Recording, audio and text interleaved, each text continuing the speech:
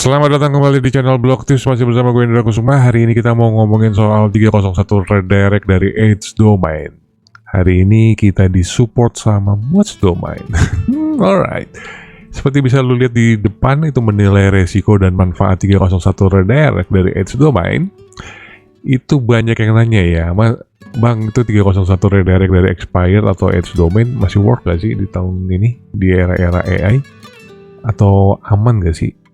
Atau jangan-jangan bikin website kita masuk sunspot. Karena itu di video ini kita akan bahas kapan 301 redirect dari Edge Domain ataupun expired domain masih efektif, atau kapan justru beresiko tinggi, dan bagaimana cara pakainya yang aman, relevan, dan sustainable. Pokoknya kita fokus bukan di trik atau di SEO hack-nya, tapi kita best practice dan manajemen risiko supaya bisnis ente nggak kena ban cuma gara-gara salah main expired domain atau Edge Domain. Kita lihat berikutnya. Apa itu 301 redirect? Definisi dan tujuannya. Kita persamakan persepsi dulu. Kalau 301 redirect itu adalah sinyal ke browser dan ke mesin pencari bahwa sebuah halaman sudah pindah secara permanen ke URL baru. Namanya redirect kan. Tujuannya memindahkan user dengan benar, jadi ketika klik link lama otomatis diarahkan ke halaman yang baru. Memindahkan sebisa mungkin nilai SEO-nya, termasuk otoritasnya, backlinknya, dan relevansi dari URL lama ke URL baru. Artinya semua isinya, backlinknya, SEO-nya, segala macam, TTP-nya, bla bla bla bla, dipindahkan ke domain yang baru. Jadi 301 itu bukan alat untuk nipu Google, ini mekanisme resmi yang didukung penuh dalam skenario seperti pemindahan domain, rebranding bisnis, merger beberapa website menjadi satu, penggabungan dua artikel yang topiknya mirip jadi satu. Itu juga bisa dengan redirect 301. Ini semua Google sudah mengapprove. Oke, guys. Terus kapan 301 redirect dari Edge Domain dan expired domain masih efektif? Secara praktek biasanya masih masuk akal kalau beberapa syarat ini ketemu. Needs-nya relevan. Domain lama dan domain utama membahas topik yang sama atau sangat dekat. Jadi kalau misalnya lu beli Edge Domain, dia misalnya ngomongin soal kesehatan, nah, domain lu yang sekarang ini juga ngomong soal kesehatan. Itu kalau di redirect, perfecto. Lu masih ingat ke artikel kita tentang canonical? Nah, ini berlaku seperti itu. Untuk di era sekarang ya, kita ngomongin untuk era yang sekarang ya. Ini kenapa gue nggak ngasih lihat contohnya, gue cuma hanya ngomong kayak begini, karena gue anggap ini kan materi untuk yang udah advance. Jadi gue nggak perlu ngasih lihat secara detail. Kalau lu mau lihat detailnya, lu bisa nonton video-video gue lain tentang Edge Domain. Ini cuma hanya brainstorming aja buat teman-teman yang sudah advance. Oke, contohnya nih soal niche yang relevan tadi udah gue jelasin. Expired domain bekas blog seputar fondasi bangunan misalnya diarahkan ke website jasa baja ringan. Nah, itu kan nyambung tuh. Kayak gitu. Kalau sekarang kalau mau main redirect itu dari Edge Domain dengan ke domain yang baru lu tuh kayak gitu. Oke, needs-nya harus relevan. Nah, yang berbahaya, domain bekas misalnya dari website download atau website movie. Nah, terus lu misalnya redirect dia ke situs kesehatan, ya bisa. Yang lu dapat tuh cuma domain authority-nya aja yang naik. Secara power lu nggak dapat apa-apa. Oke, terus nomor 2 itu yang di atas. History domain bersih. Maksudnya sebenarnya kan ini kita udah bahas ya di kemarin yang checklist domain itu, tapi kan yang checklist domain itu cuma hanya sedikit yang gue kasih. Kalau poin-poin banyaknya itu sebenarnya kalau ada sih, kalau itu yang private ya. Pokoknya kalau di bagian history domain bersih itu tidak pernah jadi spam, pastinya PBN murahan, maksudnya dia dapat dari PBN murahan, atau situs yang pernah mendapat manual action, karena kalau ini pasti akan menular. Yang terjadi lu bakal dapat Edge Domain dalam kondisi spam murni, alias nggak bisa dipakai. Terus backlinknya natural. dari website nyata, media, terus blog tematik, bukan komentar spam dari ratusan forum. Ini kalau historinya supaya dibaca sebagai story yang domainnya bersih ya. Terus yang nomor 3-nya, redirect dilakukan page to page, bukan asal tembak ke homepage. Nah, kebanyakan ini kan kita melakukan kalau ini ya, untuk cepet-cepetan ya. Kalau kita mau melakukan redirect 301 itu, misalnya gue punya dapat edge domain, dia punya konten ada 1000 gitu. Nah, biasanya gue males banget itu kalau harus page to page gitu ya. Untuk redirect, pemain-pemain yang agak nakal itu biasanya kita redirect 404 kan ke homepage. Nah, ini sekarang di era yang sekarang AI ini itu nggak berlaku lagi, udah nggak bisa tuh om. Jadi yang harus dilakukan itu page to page, dari URL ke URL, dari artikel dia ke artikel baru. Capek kan? Waduh, ya halaman lama tentang misalnya halaman lama tentang topik X diarahkan ke halaman baru yang juga membahas topik X, atau minimal sangat dekat. Jadi misalnya dia ngomongin soal kesehatan, lu artikel yang dari domain dari edge domainnya, terus lu pindahkan lagi ke artikel yang baru yang juga ngomongin soal kesehatan. Nah, kalau ini lu lakukan redirect 301, lu powernya dapat. Kalau nggak lu lakukan seperti itu, ini mah itu ya, masih pendapat si orang-orang yang jalur white kayak gitu, white SEO. Ya kita ikutin aja, karena ini perlu dilakukan studi kasus. Kalau nggak dilakukan studi kasus agak-agak berat sih. Nah, untuk yang bisa melakukan studi kasus edge domain kayak begini, ya orang-orang yang berduit nih. Ya berdoa aja ada sultan yang minta kita coba studi kasusin, nah baru kita gas. Karena dengan ini sejalan dengan praktik migration dan site move yang direkomendasikan, di mana redirect sebaiknya diarahkan ke halaman setara, bukan hanya dibuang ke beranda. Nah, kebanyakan kita ngebuangnya ke homepage atau alias ke beranda kan. Yang nomor 4 bisa lu lihat ini redirect page to page ke halaman setara, itu maksudnya kayak gimana sih? Tadi udah gue jelasin. Yang nomor 5 sekarang berarti kan tujuan bisnis jelas, konsolidasi, rebranding, dan optimasi aset. Maksudnya itu kayak gimana sih? Maksudnya bukan cuma sekedar ngejar skor ya. Misalnya ingin mengkonsolidasi konten lama yang relevan, menggabungkan brand, atau memaksimalkan aset lama yang memang satu niche. Jadi kalau nggak satu niche sekarang udah nggak, powernya hilang lah ya. Oke, berikutnya. Contoh relevansi dan bahaya mismatch. Bisa lu kasih lihat itu tuh. Contoh ya, yang relevan, yang di sana yang berbahaya. Artinya, kalau dia contoh seperti di sebelah kanan ini, maka edge domain itu jangan dibeli ya. Yang lu beli yang sebelah kiri, expired blog tentang pondasi bangunan, redirect atau jual ke situs jasa bajaringan. Relevan ya, topik tetap selaras sehingga mempertahankan sinyal relevansi. Contoh berbahayanya itu domain bla bla bla bla, tujuan hanya untuk mendapatkan domain authority, mengacaukan sinyal relevansi dan kepercayaan topik. Alright, kayak gitu. Cepat-cepat dipindahin ya. Aduh. Syarat history dan backlink yang aman. Periksa history domainnya, tidak pernah spam, PBN, atau manual action. Alright. Sayangnya di lapangan banyak yang gagal ya, bukan karena teknik 301-nya salah, tapi karena strateginya yang ngawur. Ini beberapa blunder klasik nih, yang biasa dilakukan oleh teman-teman tuh. Pertama, redirect beda niche. Paling banyak itu. Domain bekas toko baju misalnya, itu di redirect ke jasa beton. Dari sisi user dan algoritma ini nggak masuk akal banget kalau di era yang sekarang ya. Kalau dulu mah bebas-bebas aja. Karena dulu kan Google masih belum arah ke AI kan. Tapi sekarang ke arah AI, dia mau lihat itu harusnya yang relevan. Dia maunya relevan aja. Yang connect. Kalau nggak connect, dia nggak mau. Oke, sinyal relevansi, konten, dan backlink jadi kacau. Berpotensi diabaikan atau memicu review manual. Review manual artinya dicek sama manusia.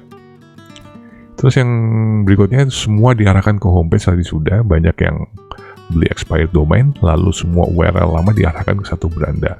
Ini sering dianggap soft 404, soft broken link.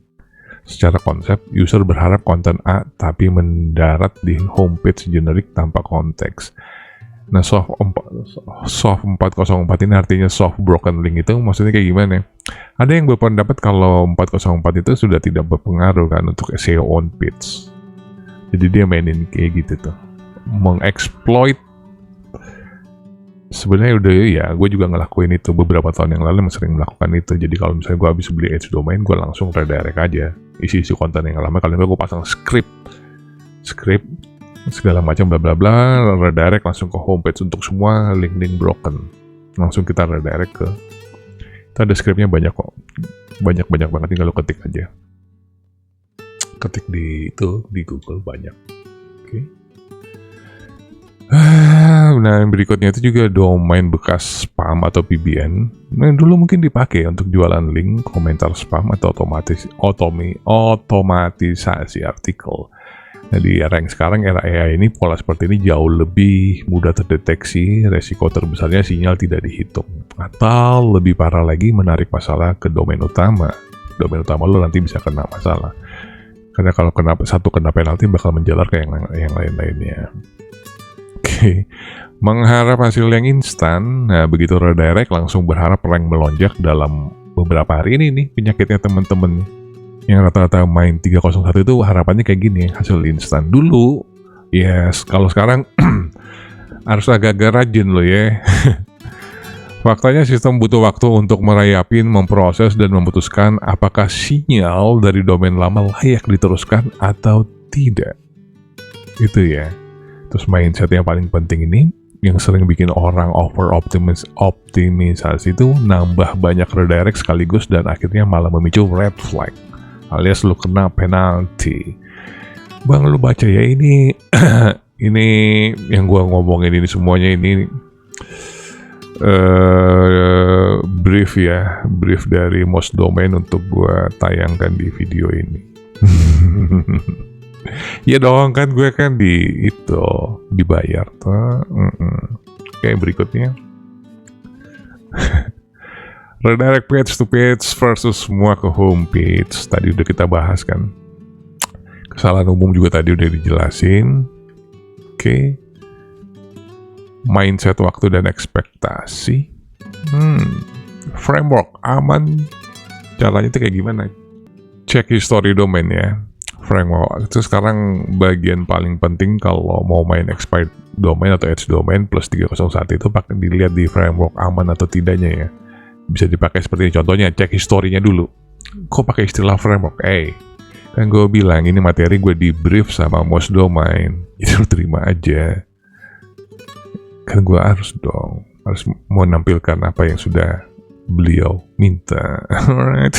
Artinya gini, bahasa framework ya, artinya tempatnya. Caranya paling gampang itu cek historinya aja dengan arsip Wayback. Lihat dulu isinya apa, terus bahas apa, terus bahasanya apa. Kalau bahasanya beda jangan dipakai. Kalau ngebahas topiknya beda jangan dipakai, jangan dibeli. Pastikan kontennya masuk akal dan cukup konsisten dari waktu ke waktu. Jangan beli domain yang 5 tahun pertama restoran, terus 3 tahun berikutnya jadi kesehatan. Kalau itu history dari sebuah edge domain atau expired domain kayak gitu, nggak usah dipakai, nggak usah dibeli. Karena itu pasti nggak akan ada powernya. Dia butuh yang emang orang konsisten secara topik ya. Nanti di ujung-ujungnya jatuhnya ke topical authority. Jadi kalau dia dapat topical authority, lu mudah ke ranking di topik yang sama. Seperti itu. Udah dipraktekin, udah. Itu banyak tuh yang pakai domain in URL tuh, pada ke ranking semua tuh. Alright, terus yang berikutnya cek backlink. Nah, ini harus punya ref. Terus yang pertama kali lihat dari mana saja backlinknya datang, apakah banyak anchor text yang spammy atau penuh keyword berat, proporsi domain rujukan yang nyata versus directory atau komentar. Kalau ini sih di era AI gue masih agak-agak abu-abu ya soal ini. Setuju dan gak setuju. Karena meskipun itu backlinknya spam, selama anchor text-nya dia tidak mengalahkan brand sama naked URL-nya, itu malah ngebantu lo untuk nge-ranking di AI overview. Diperbaikin aja bagian itu ya. Terus bagian mappingnya juga sama. Mapping URL lama ke konten relevan, jangan asal redirect ke homepage. Buat daftar halaman lama yang punya backlink dan traffic historis paling kuat. Lalu tentukan apakah di website utama sudah ada halaman yang relevan.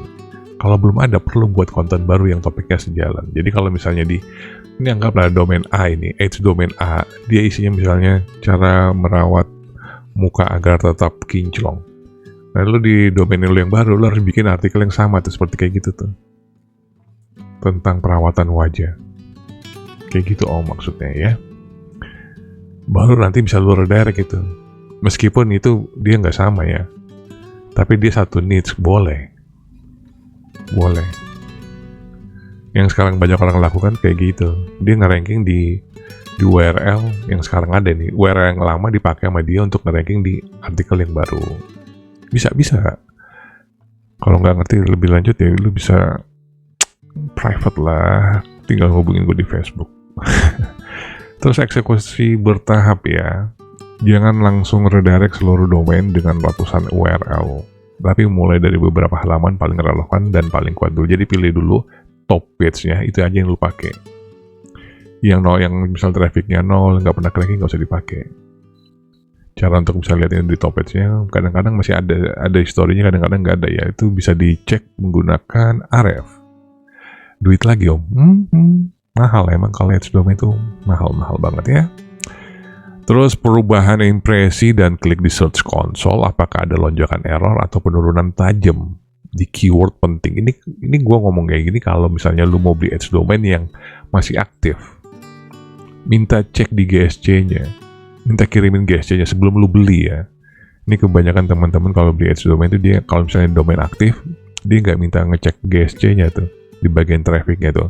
Kalau trafficnya ada tiba-tiba naik secara tidak wajar atau turunnya juga secara tidak wajar terus naik sedikit, nah itu hati-hati. Itu biasanya ada perubahan dari algoritma, berarti dia kena. Kalau setelah beberapa minggu sinyalnya nggak bagus, pertimbangkan untuk melepas sebagian redirect yang terlalu agresif. Fokus ke konten dan internal link dulu, jangan memaksa ente meras ya. Meras itu sih expired domain habis-habisan, enggak. Pokoknya kayak gitu, kalau dia sinyalnya nggak bagus, sudah berapa minggu nih, dia nggak jalan gitu, dia nggak ke indeks atau dia nggak ke ranking, nah, lu lepasin dulu tuh redirect-nya semuanya tuh. Yang nggak redirect ke domain lu yang sekarang ini, lepasin dulu semuanya tuh. Bisa jadi yang redirect yang 301 itu yang menyebabkan lu nggak ke ranking atau lu nggak ke indeks. Jadi terus dilepas dulu, dicek ulang.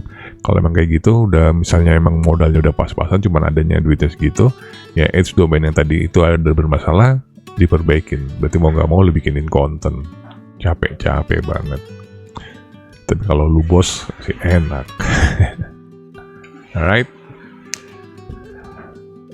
Framework aman mapping tadi seperti kita udah bahas tadi, identifikasi halaman buat konten baru kan bisa lo lihat ini materinya bla bla bla. Berikutnya monitoring tadi juga siap rollback. Kapan reboot lebih masuk akal daripada redirect? Tidak semua expired domain ideal untuk 301. Ada kondisi di mana rebuild justru lebih masuk di akal. Artinya kita bikin ulang. Misalnya udah beli H domain atau expired domain, kayak kalau gue misalnya redirect kayak nggak masuk di akal deh. Dia itu bisa ujung-ujungnya dia nggak ke ranking, atau misalnya gini itu biasanya kalau ketika kita cek pakai Wayback Machine, tadinya dia kesehatan tiba-tiba jadi wisata. Ini kan dua hal yang berbeda tuh. Kayak gini tuh tapi udah terlanjur lu beli, sayang kan kalau dipakai 301 jadi cuma-cuma. Ya mendingan lu bangun ulang dari niche yang terakhir. Niche yang terakhir ini tentang apa? Wisata. Nah berarti lu bangun ulang jadi niche wisata. Ujung-ujungnya nanti dia bakal jadi blog PBN lu. Kalau sampai dia jadi blog PBN terus dia bisa dia punya traffic, terus dia bisa ke ranking. Nah setelah itu baru bisa lu pakai itu buat redirect, atau lu bisa pakai buat landing page si domain itu. Jadi dihidupkan dulu. Oke? Gampang kan? Pokoknya dalam kasus ini tuh seringkali lebih sehat ya kalau domain itu dibangun ulang sebagai microsite atau topical hub, lalu dihubungkan secara natural ke situs utama lewat internal link yang relevan. gitu. Akhirnya ujung-ujungnya tuh domain punya topical authority buat, atau misalnya authority yang kuat di niche tersebut. Kalau domain lama sudah sangat dikenal di topik X, terus sekarang lebih bagus dia berdiri sebagai entitas sendiri. Website utama bisa mendapatkan manfaat dari link yang natural dan terkurasi dari domain tersebut, bukan hanya dari satu kali 301 besar-besaran. Jadi seperti itu tadi gue bilang. Ini yang berlaku sekarang ya. Pokoknya kalau mau di 301 ini tuh semua domain-domain itu harus punya ranking, harus punya traffic. Kalau dia nggak punya traffic, dia nggak punya ranking, jangan di 301 ini. Ini dibangun ulang. Malas ngebangun ulang, ya sudah lah, lu sewa lah jasanya sini. Lu sewa orang lah, lu sewa konsultan untuk jalanin ya. Kan sekarang udah era AI untuk ngisi konten buat gampang banget ya. Ada SEO Writing AI untuk dapatin traffic yang traffic kan lu bisa pakai Awesome Bot segala macam. Harusnya untuk bikin PBN sekarang itu lebih mudah. Karena kalau ini dia sudah jadi, sudah punya traffic, sudah punya ranking, itu bisa jadi PBN yang bagus banget buat lo, atau bisa juga jadi sebagai domain berikutnya untuk jadi landing page buat lo. Atau mungkin lo pengen nyari cuan, tinggal dijual. Nah, ini yang gue ngomongin soal rebuild ini lebih banyak mungkin untuk teman-teman yang main di expired domain ya. Kalau lu main expired domain bukan untuk di 301, tapi untuk di rebuild, dibuild ulang, dibangun ulang. Oke? Itu baru dia berguna. Ini banyak pertanyaan kan dari teman-teman, itu expired domain masih berguna nggak? Berguna kalau lu bangun ulang. Dengan catatan ya, needs-nya harus sama. Dari historinya dia yang dulu. Seperti tadi bisa lihat di atas, manfaat microsite untuk topical authority itu kayak gitu tuh. Seperti yang kemarin gua live itu kan, memang di era sekarang, di era AI itu sekarang kita minta demand di micro niche. Kalau lo pengen ke ranking, pengen punya traffic bagus, micro niche. Biar masuk AI overview, biar lo bisa atau biar lo bisa dapatkan yang namanya topical authority. Topical authority penting banget untuk nge-ranking di AI overview. Dulu kita males banget ngomongin soal topical authority kan. Nggak perlu lah, kan dulu kita nggak harus menguasain satu topik untuk nge-ranking kan. Kalau sekarang nggak bisa, karena rankingnya yang paling atas itu AI overview. Ya betul, ranking Google masih ada. Google Search itu masih ada rankingnya, tapi di bawah dari AI overview. Jadi kalau lo mau muncul di dua-duanya, muncul di AI overview, dan lo juga pengen muncul di Google Search, maka topical authority harus ada di tangan lo. Begitu ya Om, paham ya? Hei. Jadi ya berarti SEO masih tetap berlaku. Masih berlaku SEO guys. Mereka belum mati. Seperti bisa lihat ini, resiko terbesarnya saat memilih domain itu history tidak jelas. Itu kebanyakan yes. Backlink penuh spam yes. Domain pernah dipakai untuk kegiatan berisiko udah banyak banget. Karena itu pastikan kalau lu mau beli age domain ataupun expired domain, pastikan emang yang jualnya orang Indonesia. Jadi kita bisa komplain dengan ngechat secara langsung ke CS-nya. Salah satu yang paling bagus ya sarannya kita belinya di Moz Domain. Karena orang Indonesia yang punya, kita bisa komplain, kita bisa berhubungan langsung sama si pembelinya. Seperti itu tadi dibilang rekomendasinya, marketplace-nya karena dikurasi sama adminnya. Dari admin dari Moz Domain ya. Jadi semua edge domain atau expired domain yang dijual, yang muncul di Moz Domain itu sudah dilakukan kurasi atau harus dilakukan penilaian ulang. Apakah layak dijual atau tidak?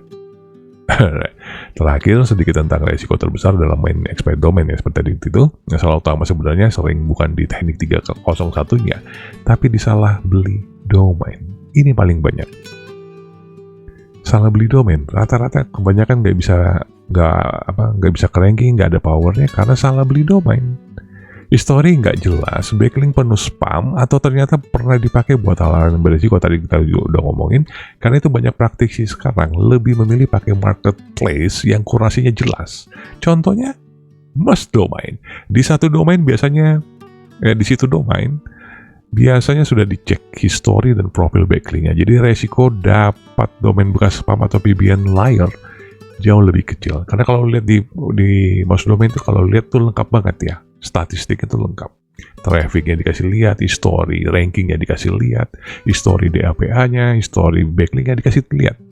mungkin lebih lengkap ya. Ini produk lokal, produk dalam negeri, jadi sebaiknya lu emang belinya di sana. Alright, tinggal kita yang harus pakai dengan cara yang benar, relevan, bertahap, dan selaras dengan strategi jangka panjang, bukan cuma mengejar trik sesaat ya guys.